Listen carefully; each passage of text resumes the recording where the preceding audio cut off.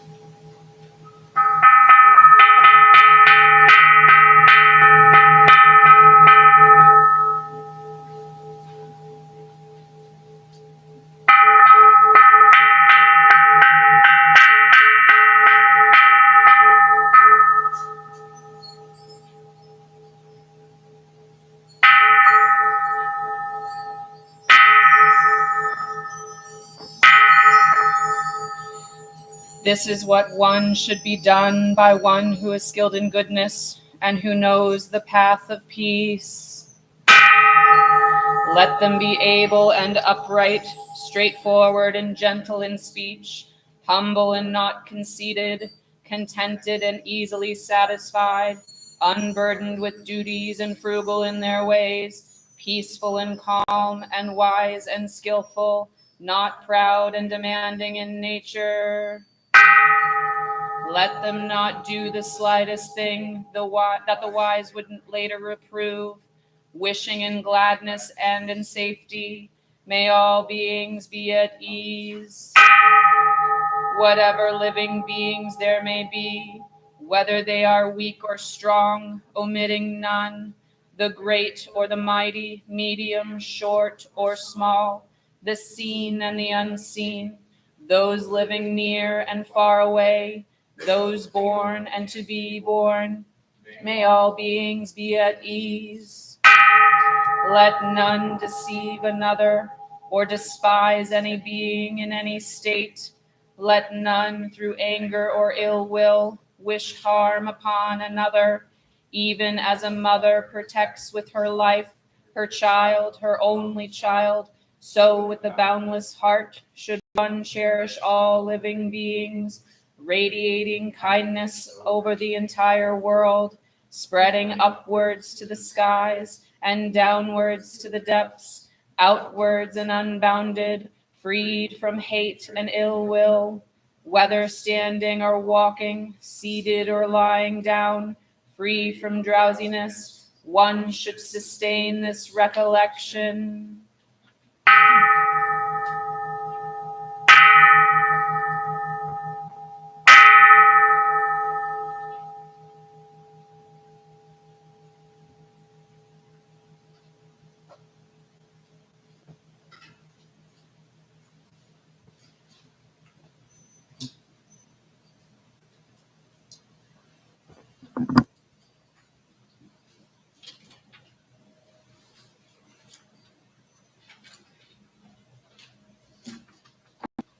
We will remain in noble silence until service begins.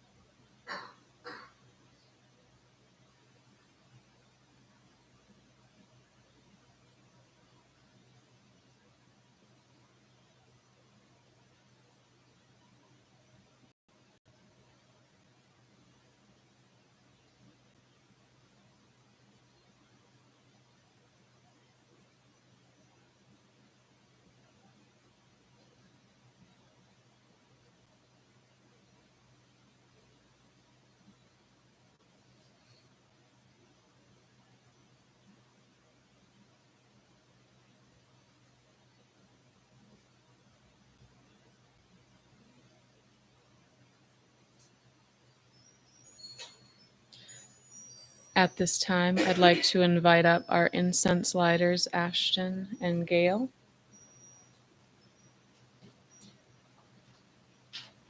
And inside of your booklets, if you can pull out your incense offering, we will be reading that together.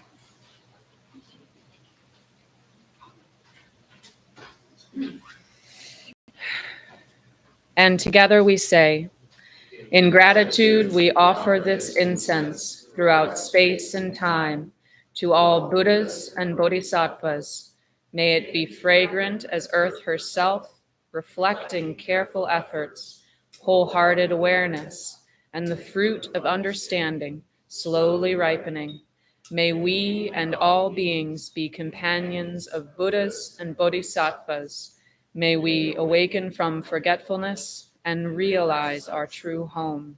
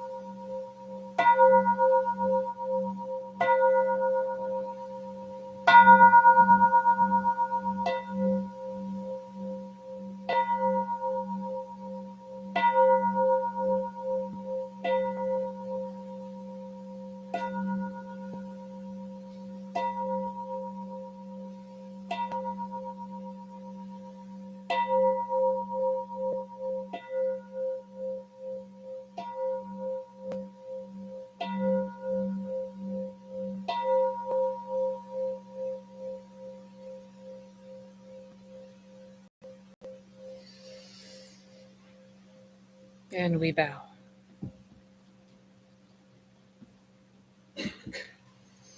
Good morning, everyone.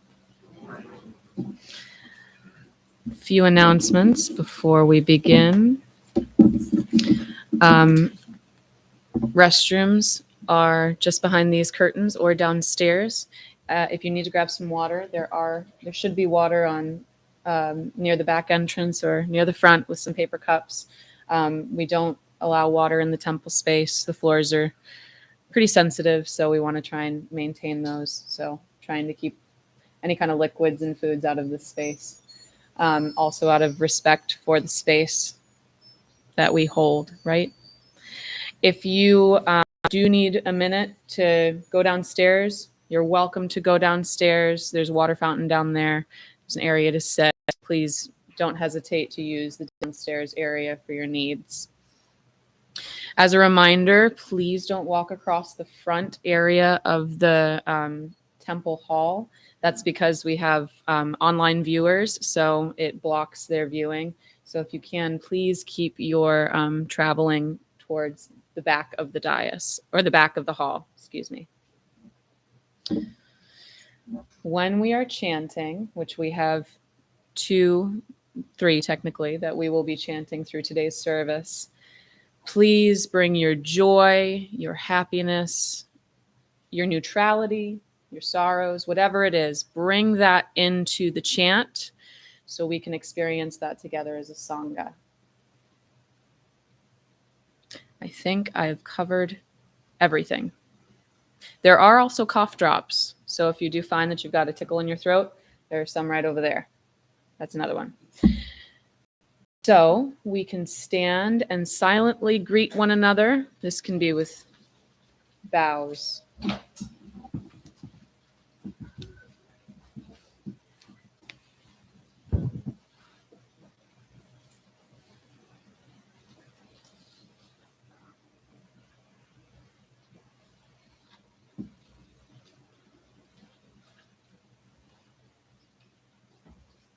Wonderful. In your chant books, if you'll turn to, I believe it's page 7, we are going to chant our 3 refuges together.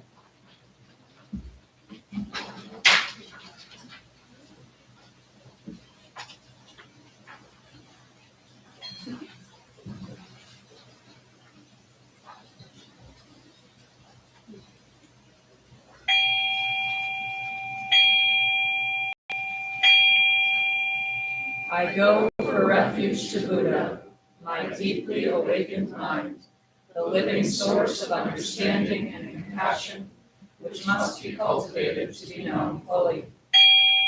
I go for refuge to Dharma, the path of mindful living, leading to healing, joy, and enlightenment, the way of peace, which must be cultivated to be known fully. I go for refuge to the Sangha, the loving and supportive community of practice, realizing harmony, awareness, and liberation, which must be cultivated to be known fully. I am aware that the 3 jewels are within my heart. I vow to realize them. I vow to understand living beings and their suffering. I vow to cultivate loving kindness and compassion, and to practice joy and equanimity.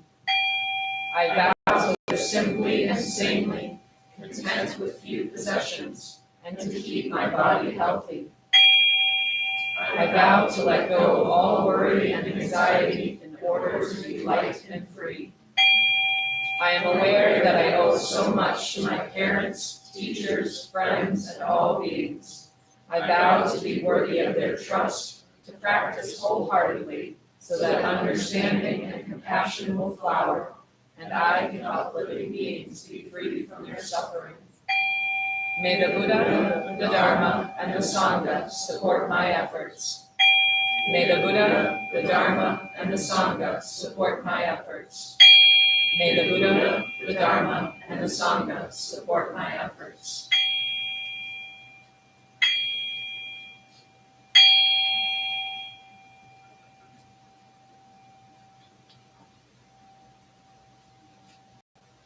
And on the next page, we are going to chant the Heart Sutra. Remember, upbeat tempo, bring that passion, bring that life. We are humans after all, into this sutra.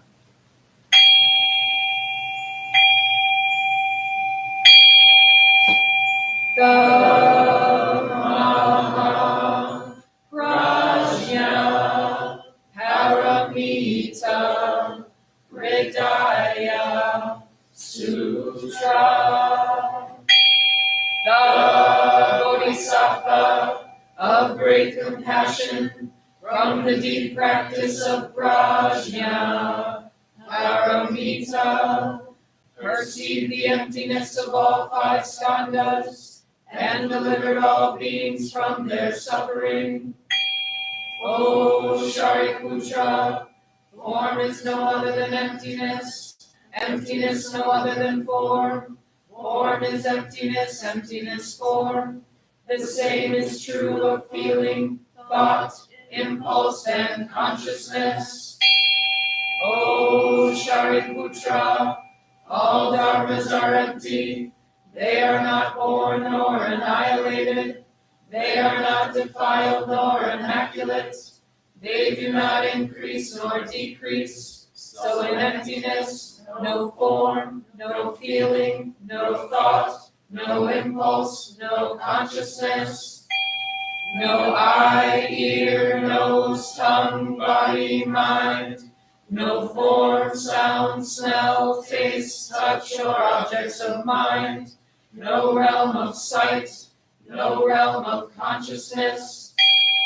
No ignorance, nor extinction of ignorance. No old age and death, nor extinction of them. No suffering, no cause of suffering. No cease from suffering. No path to lead out of suffering.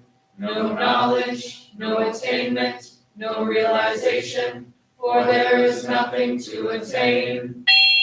The Bodhisattva holds on to nothing but Prajna Paramita. Therefore the mind is clear of any delusive hindrance. Without hindrance there is no fear.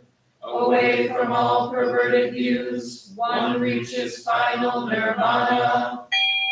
All Buddhas of past, present, and future, through faith in Prajna Paramita, attain to the highest perfect enlightenment.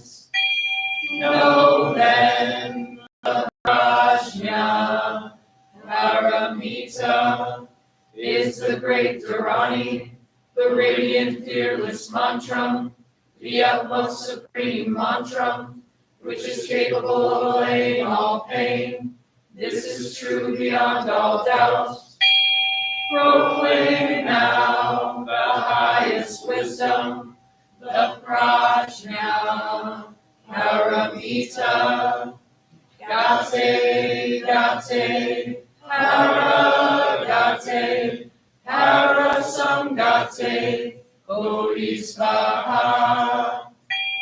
Gate, gate, Haragate, Harasangate, Bodhisvaha.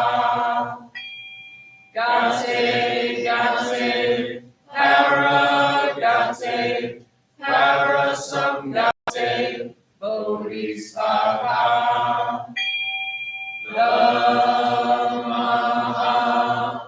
Prajna Paramita Hridaya Sutra.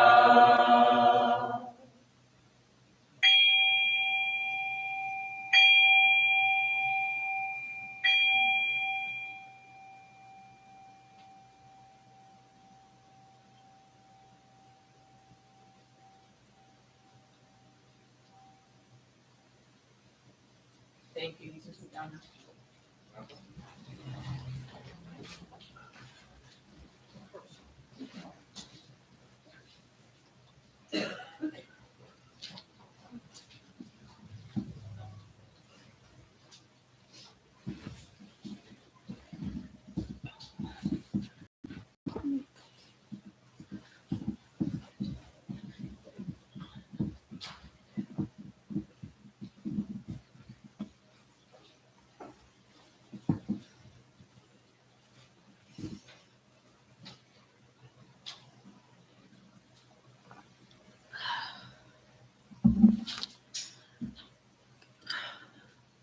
It's so great to see you all. I feel like I haven't been here in a couple weeks. I've been traveling, visiting family. I actually had the chance last weekend. I was in Portland. And for those of you who know Tongjin Su or Caleb, who used to be a Dharma teacher here, we got the opportunity to go to a Vajrayana service together. So it was great to connect with the tradition there as well. So it was really enjoyable, but it's great to be here with you all today. So I am going to be talking to you about a book that is called the Dhammapada. And for our preceptors, this is a book that they will be reading for the next couple of months. And so I'm going to touch on that, a couple of aspects of that. Try to keep it as general as possible because it is a book that is jam-packed with amazing pieces of wisdom that are so valued in our practice and our everyday life. So I'm going to actually start with something that some of you may be familiar with. Anybody familiar with the film Frozen? Yeah, right? I am. I have a 3-year-old who loves singing Frozen. Well, there's a sequel, Frozen 2. And in Frozen 2, Elsa sings this song called Into the Unknown. I'm not going to sing it for you because I'm not as talented as Indina Mendel. Okay. Excuse me. So I'm not going to torture you with my singing, but I am going to read some of the lyrics to you. Okay. And I do find that this is an appropriate question that we should all be asking ourselves when we come to our practice. So the lyrics go, I can hear you, but I won't. Some look for trouble while others don't. There's 1,000 reasons I should go about my day and ignore your whispers, which I wish would go away. You're not a voice. You're just a ringing in my ear. And if I heard you, which I don't, I'm spoken for, I fear. Everyone I've ever loved is here within these walls. I'm sorry, secret siren, but I'm blocking out your calls. I've had my adventure. I don't need something new. I'm afraid of what I'm risking if I follow you into the unknown. Every day is a little harder as I feel my power grow. Don't you know there's part of me that longs to go into the unknown? So in this particular part of the movie, you're getting introduced to her life as she's accepted who she is, and so have all of her family members and her community, right? They now recognize they have this queen with amazing powers, and she doesn't have to hide who she is anymore, right? So why change the circumstances? Life is good, right? You got your family, you got your friends, you good living, right? Everything's taken care of, especially when you're a queen, right? So why try to push your boundaries any further? So when we come to our practice, or even in Buddhism, we come usually for one of 3 reasons. There can be a neutral feeling of, well, I just want to see what's something new, right? I want to try something out, okay? Maybe it's a negative feeling. You're really struggling with where you are in life. And, the Buddha says that there's this way to get free of suffering. So maybe I should try that, right? But not often do we come out of a positive feeling because there's nothing really to negate in our lives, right? Why come? Life's good. I don't need to chase after no suffering. I already know that my life is good, right? That doesn't mean you shouldn't come to the teachings, right? So here, Elsa is saying, even though things are good, I know that there's more to learn.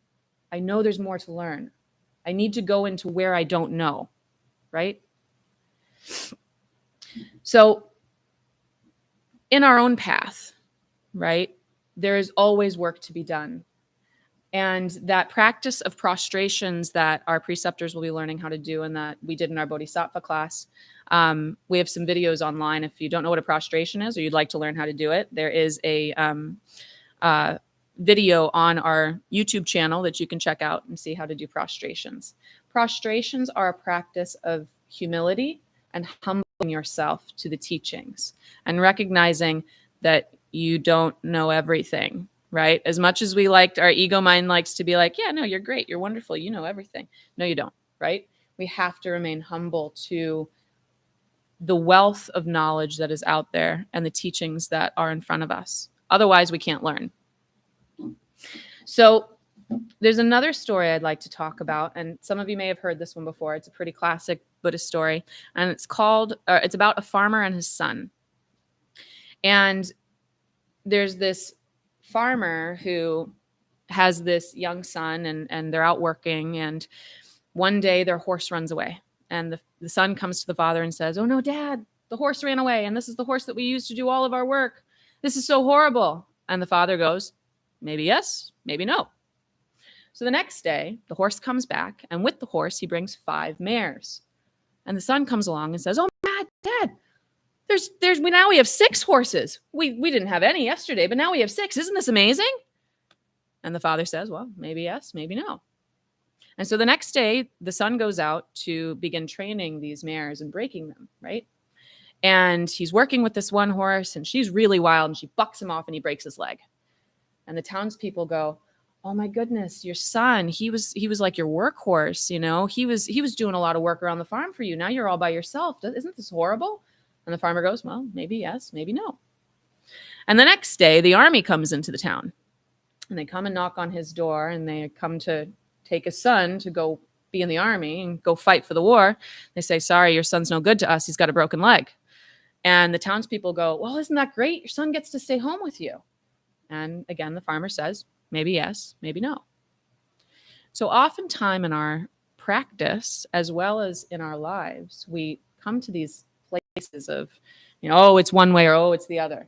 And we limit our availability to see the unlimited potential in the opportunities that come into our lives and the circumstances that come into our lives. So as you are reading through the Dhammapada, and I'm speaking mostly to our preceptors here, that is something to keep in mind, is don't limit your potential to wake up to what is being presented to you, okay? So the Dhammapada, some of you know what it is because you've either taken the preceptors before, or maybe you've read it. I know when I first came to the temple, to this temple previously, before I even started attending service, I was 8 months pregnant with my first daughter, and I had purchased the Dhammapada and had been sitting on my shelf for probably close to 4 years. Hadn't touched it, but it had been sitting there. It was like it was waiting for me to read it.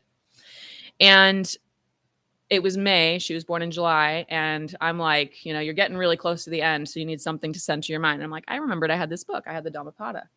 So I pulled it out and I started reading it.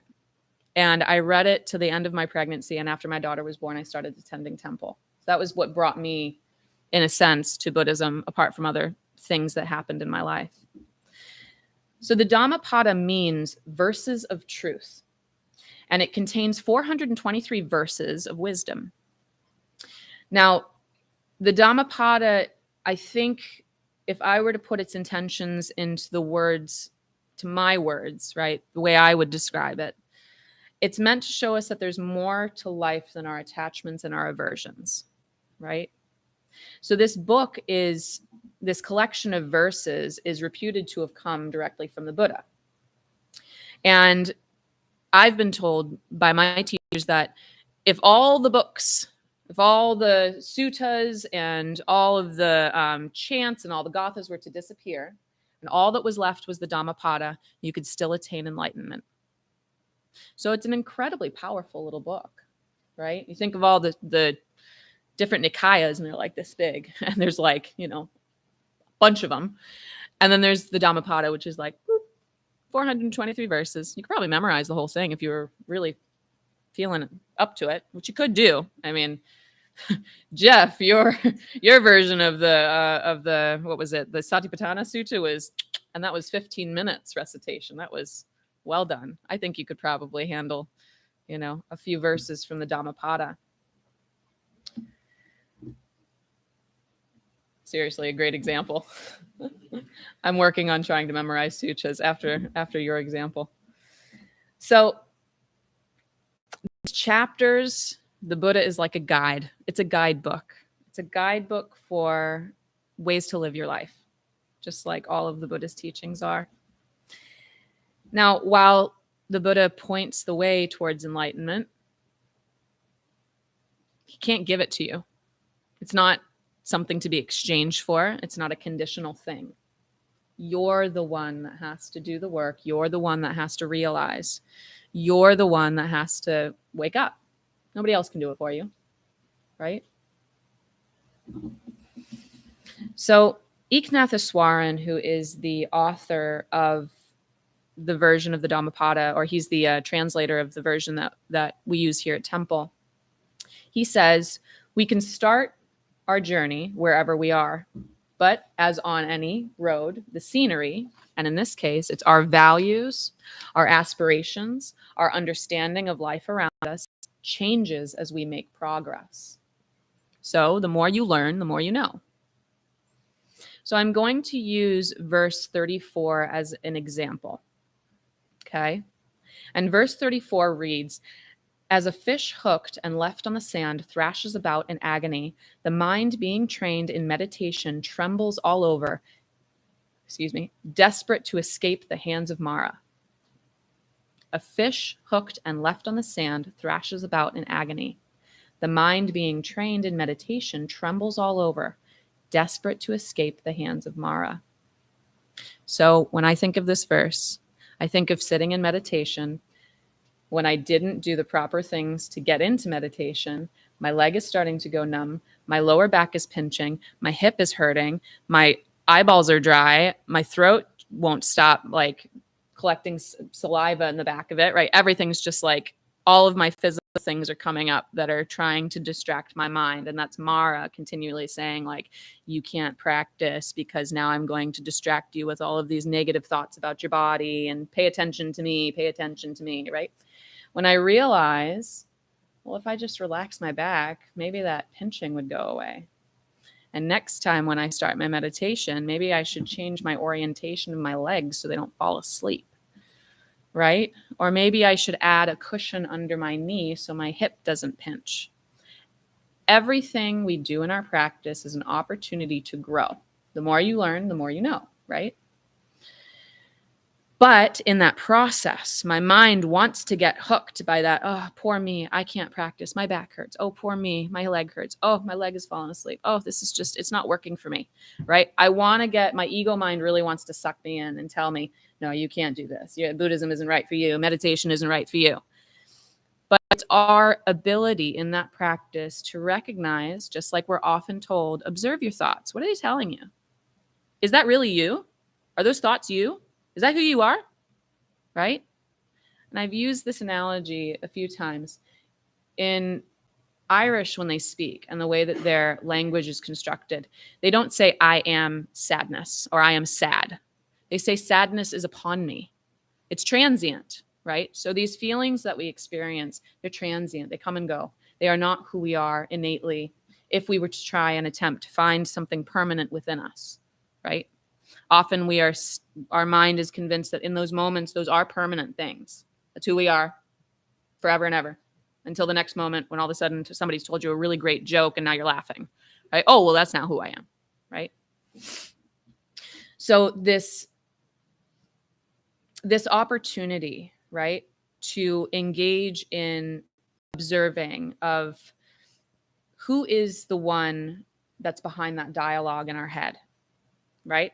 And then who's behind that dialogue? And then who's behind that dialogue? And who's behind that and behind that? And oh, and so on and so on and so on and so on, right?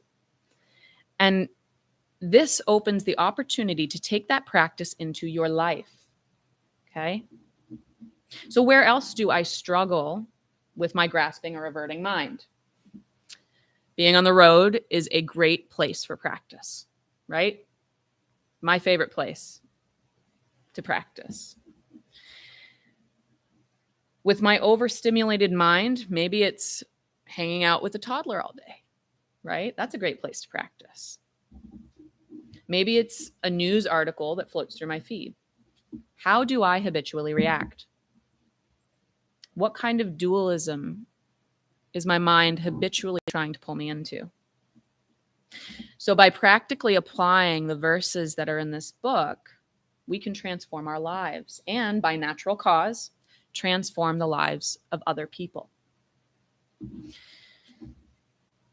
So the wisdom presented in this book shows a variety of ways to engage in your practice, both on and off the cushion.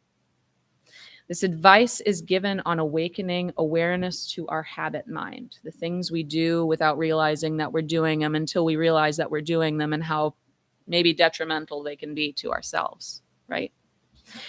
And that is when we use the word ignorance in Buddhism, that's what we're talking about, okay? It's not trying to make you feel like, you're not good enough. That's not what that word means. Ignorance is waking up to the things that you didn't realize you were doing previously, right? I was a nail biter as a kid, okay? I used to bite my nails to the point where they bleed. And here I'm thinking, well, I'm doing this because it gives me comfort until I realize like, oh, hey, I don't have to do that. Like, I don't need to be causing myself this kind of pain, right? Woke up to it, put that aside, okay? So now that is no longer ignorance, okay? So be careful with, again, how you attach or are averting to certain words as well. So in committing to walking this path, we are agreeing to be representatives of that person, okay? I'm not even sure if they're a person, this entity, this thing, right? Although that one there is really just made of wood and it's just a symbolic representation of Siddhartha Gautama, who woke up and attained this title of Buddha, right? Or something that we in our minds associate as this awakened, enlightened being.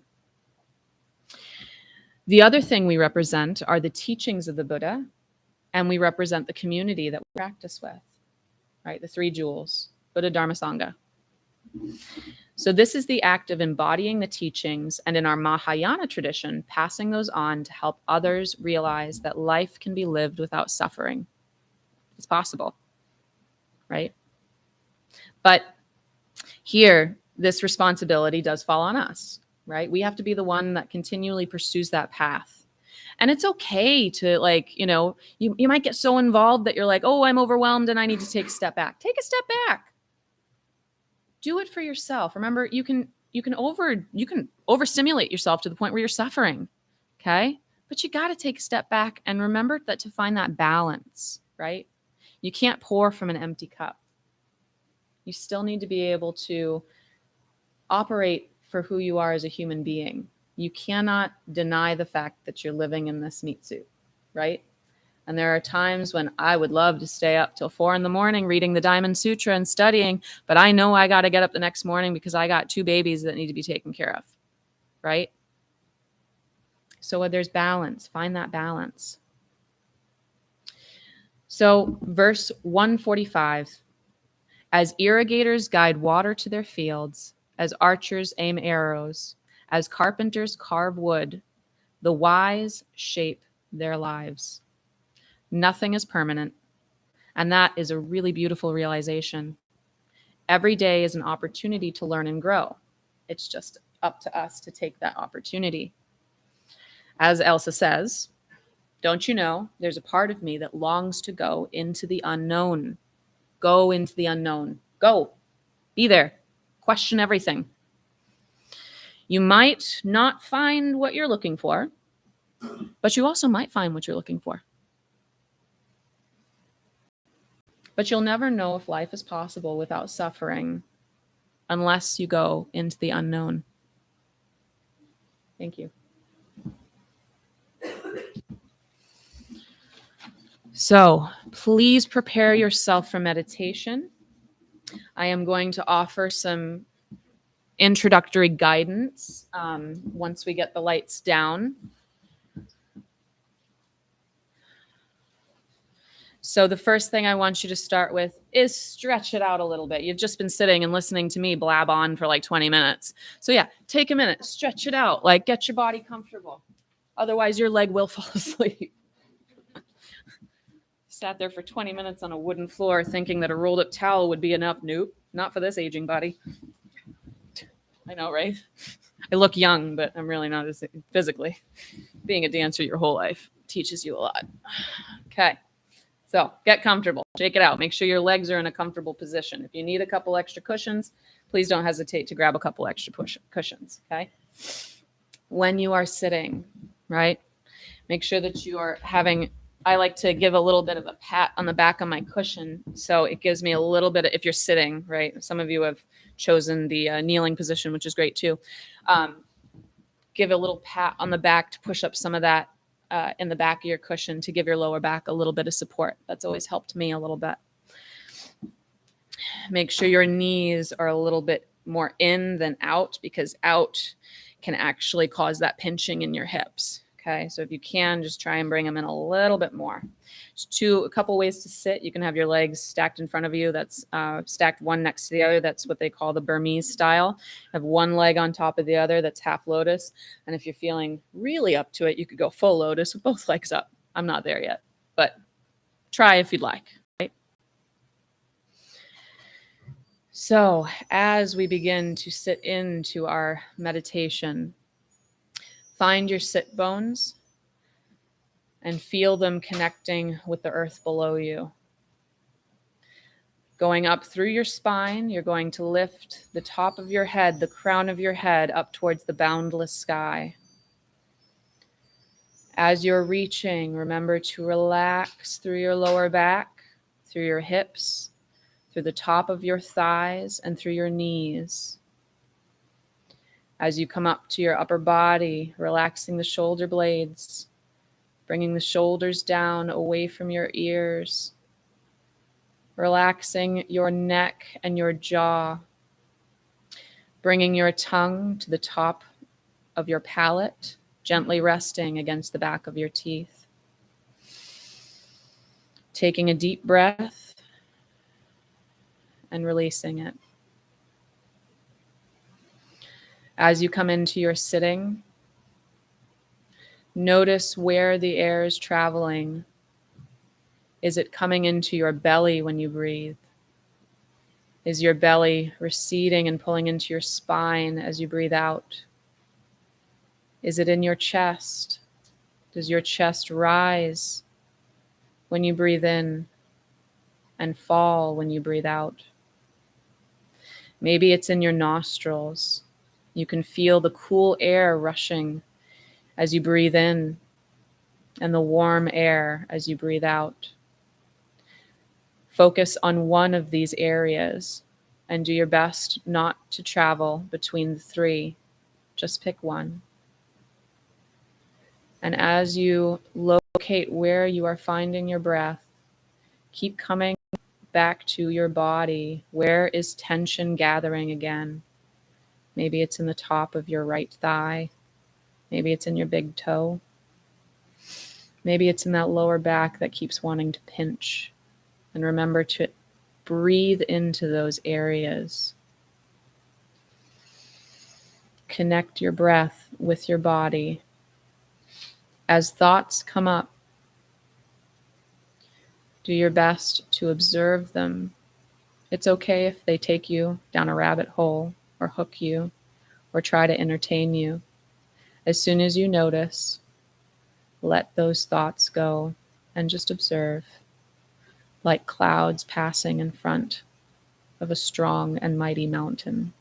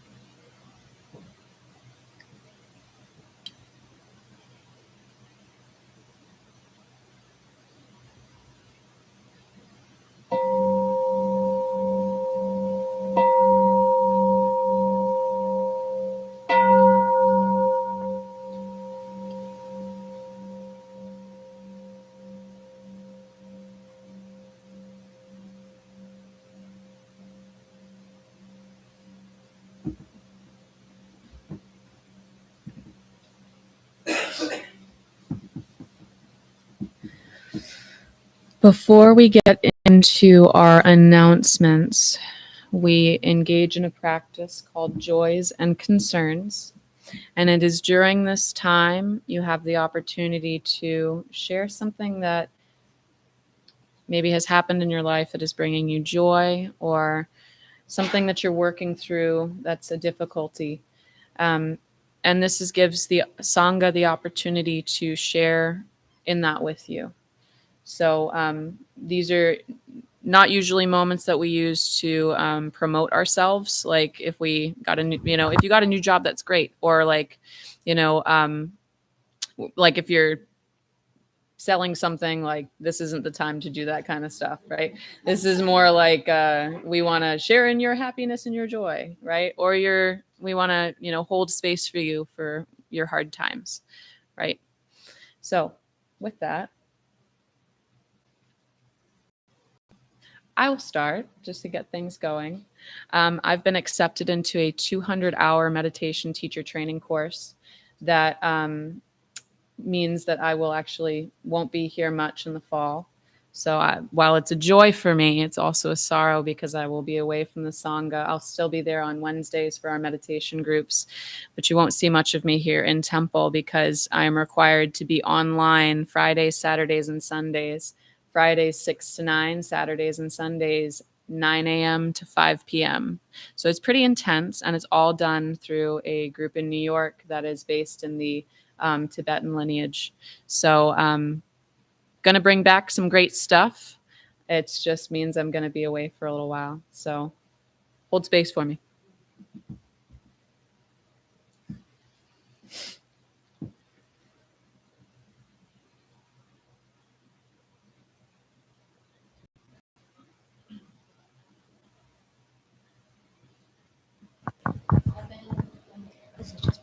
Okay.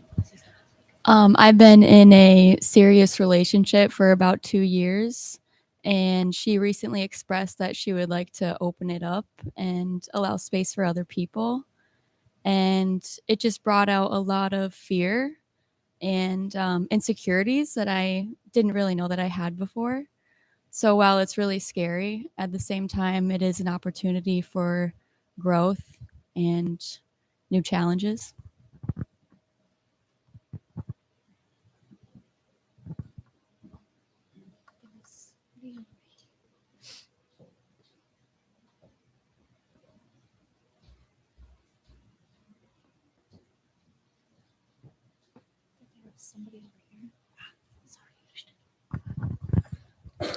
Hello, my name is Chingo Su Ashton. It's my street name. I think I picked that up some years ago. I heard somebody say that. I thought it was pretty funny. But my dog, he's been battling with liver cancer, and he had surgery at MSU. And while he's in critical condition, we saw him yesterday and he was walking and he's doing better. So appreciate any positive thoughts and energy that can be sent his way. His name is Juno. He's such a good boy.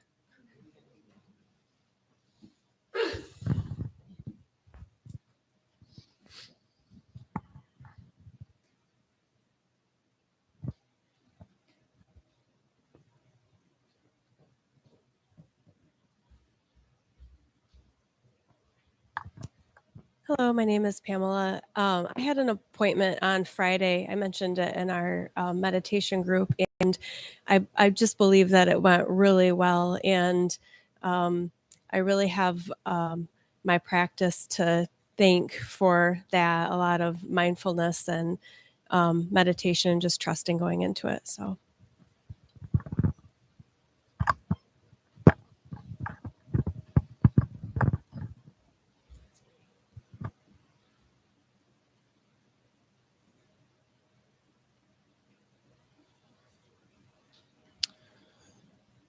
I am taking a week off of work, and that week ends this Wednesday.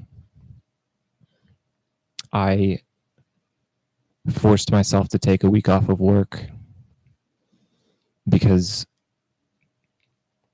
I worked 68 hours and did not sleep for 5 days. I had no control over that. And I fear that when I go back to work on Wednesday, it will happen again. And I am still struggling to sleep even when I'm forcing myself not to work. And I feel incredibly selfish sharing this. And I feel incredibly selfish wanting to apologize about that.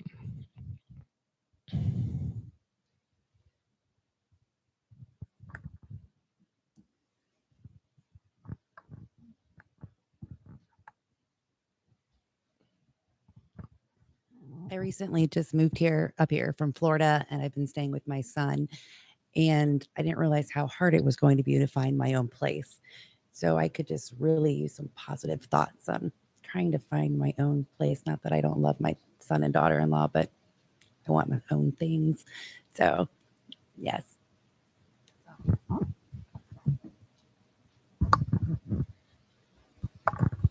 And just as a reminder, the microphone is not hooked up to any kind of speaker system in here. We're working on that. So when you do share, speak up so we can hear you, so that way we can send positive vibes to you, think of you, keep you in our heart space with your joys and your concerns.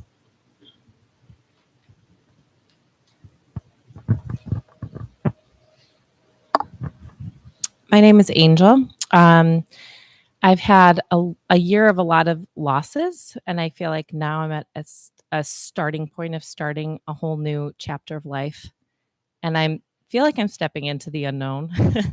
And on a practical level, some days I just don't know how it's possible to do it all, the things that need to be done on my own.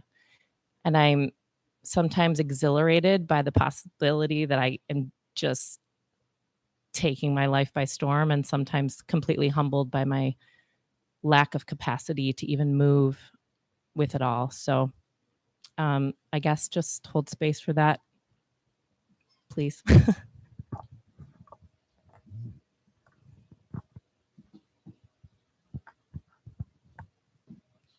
Do we have anything online? Nothing online. So with that, we're going to take a moment to hold space for each other and our joys and our concerns.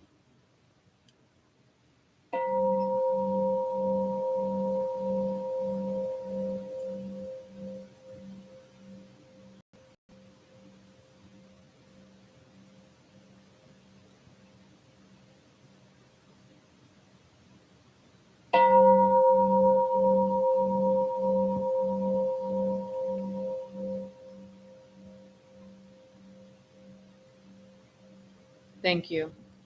Thank you for sharing and continuing to engage in this space. It is your safe space. We are your Sangha. We work through our goods and our bads together the best we can. You know, we're here to hold your hand. We might not be able to solve your problems for you, but we can celebrate in your joys, and we can hold your hand through the hard times. So. Temple-related announcements.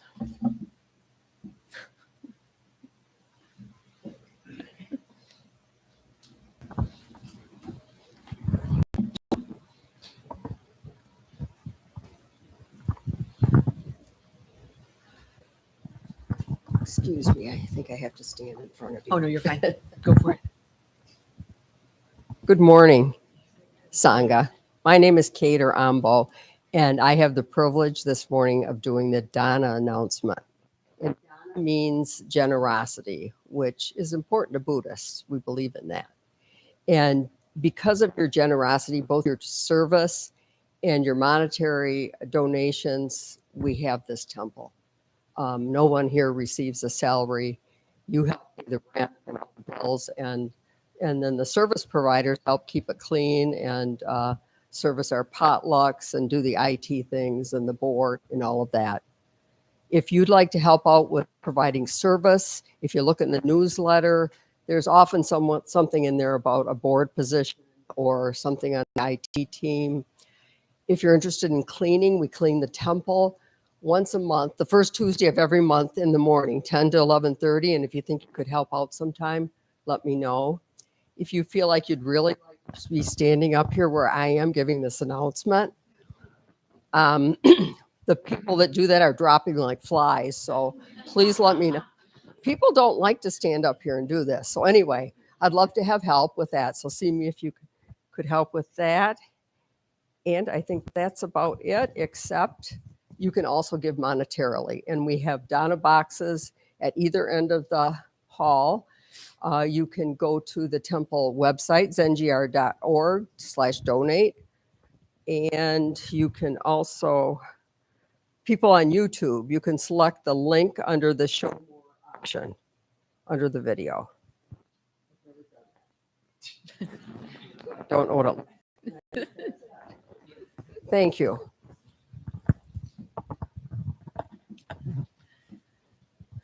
Speaking of Dana, Kate Ambo here was helped lead our preceptors this morning in how to clean the temple. So thank you for your service in leading our next group of preceptors. Good morning. I'm Jan Poshi, and I serve on the board of directors as president and secretary. And I want to let you know what the vote results were. There were 41 yes votes and 0 no votes to amend Article 4 of our Articles of Incorporation, and that is to establish our own school of practice, Grand Rapids Buddhist Temple, Heartside Mindfulness School of Mahayana Buddhism. So thank you very much for all of those who participated in voting. Okay.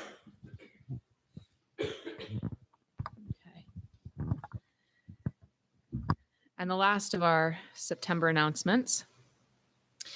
We have our Grand Rapids board meeting Sunday, September 17th. Following service, 11:30 to 1, meets at the temple or join via Google Meet. Sangha members are invited to observe to see what it's like. We have our Buddhist-based recovery meetings Mondays at the temple or join on Zoom, Wednesdays at the Alano Club, or Fridays. Is Friday still at Garfield Park? It says it is, so I'm going to go with it, okay? Fridays at Garfield Park. Or join via Zoom. And if you have any information, or if you need any information about that, please don't hesitate to reach out.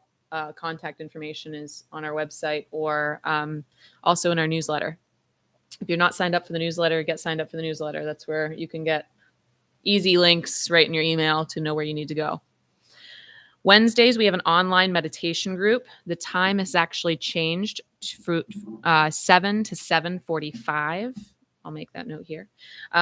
We are on Zoom, and if you're interested in joining us, please contact Reverend Kunga.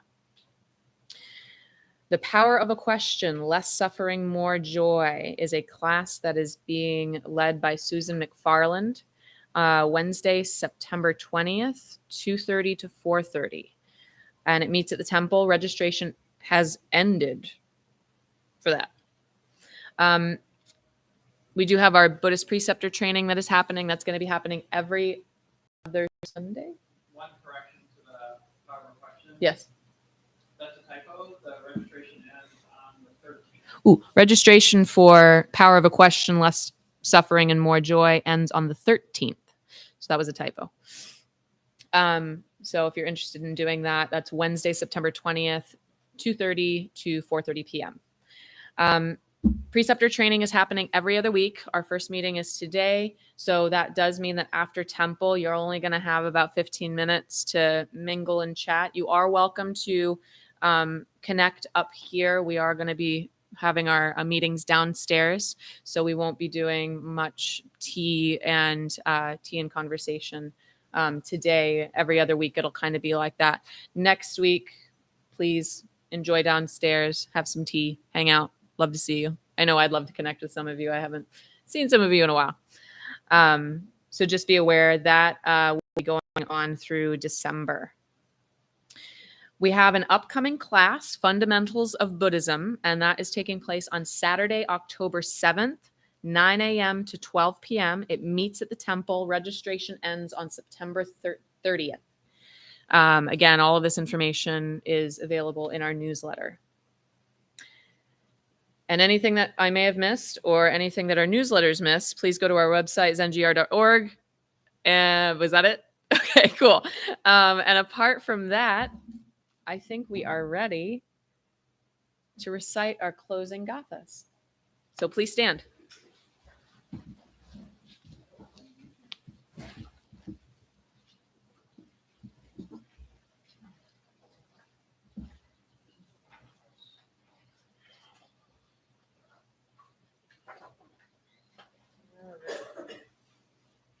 And together we say, for all unskillful actions ever committed by me since of old, on account of my beginningless greed, anger, and ignorance, born of my body, mouth, and thoughts, now I atone for them all.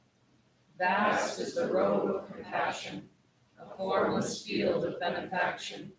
I wear the Buddhist teachings for the benefit of all sentient beings. All beings, one body, I vow to liberate. Endless blind passion, I vow to uproot. Dharma gates without number, I vow to penetrate. The great way of Buddha, I vow to attain.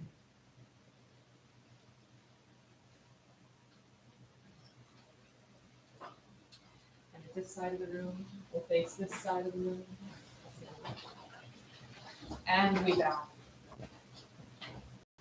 Thank you, everyone, for being here and sharing and teachings with us today.